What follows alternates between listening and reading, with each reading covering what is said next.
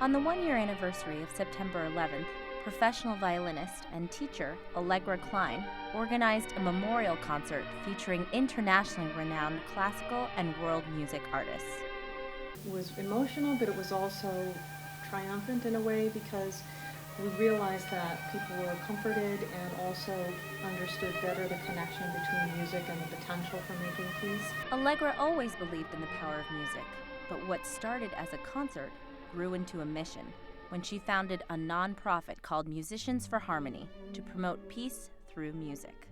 I truly believe that music rises above all languages and differences, that things that separate people. It's a connector that draws people together. And so, you don't have to speak another person's language in order to be able to communicate with them through music.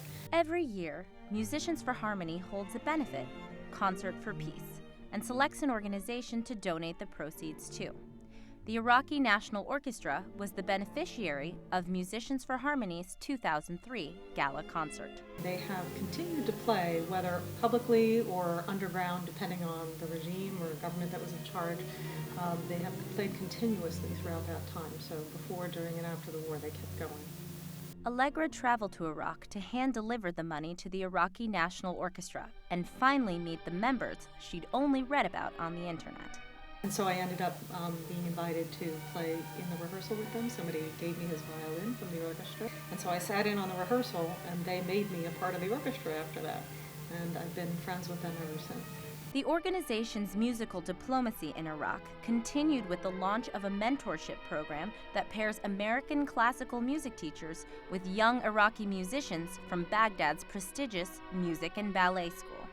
What had happened after the first Gulf War in the 1990s was that a lot of music teachers and other professionals escaped Iraq because of the sanctions, and it was just such a difficult life. So they lost a lot of music teachers. While Allegra was visiting Iraq for a second time in 2007, a high-speed solution came to her. One student in particular stood out as somebody who needed a piano teacher. And that student was good with her English and also had an internet connection at home, which not all students do, and a piano at home. And so we found a teacher for her in New York, a very renowned teacher named Rieko Azawa, and Rieko worked with her using different techniques. Unreliable electricity and internet access in Baghdad made it necessary to try a few different methods of communicating.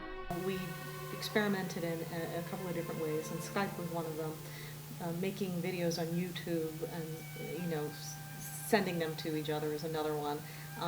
And so the program did eventually expand this past year to include about 15 young musicians from Iraq. Taking the same idea of musical exchange, Musicians for Harmony collaborated with the Brooklyn College Community Partnership to bring musicians representing different places from around the globe into middle school and high school classrooms in Brooklyn.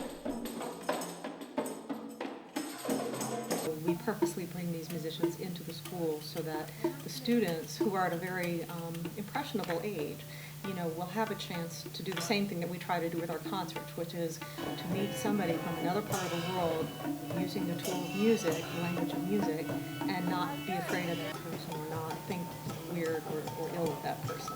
Many schools that participate do not have an extensive music education program, so the Music of the World workshops really give students a hands-on introduction. Our teaching artist, April, get the students involved in the process, and so they have techniques for asking the students to participate, and then they bring basic instruments that they can use to actually play all together by the end of the class. Each Musicians for Harmony concert premieres a new piece of music, composed just for the occasion. The next focus will be Arab, Jewish, and Israeli music, featuring a world premiere by Mohammed Farouz.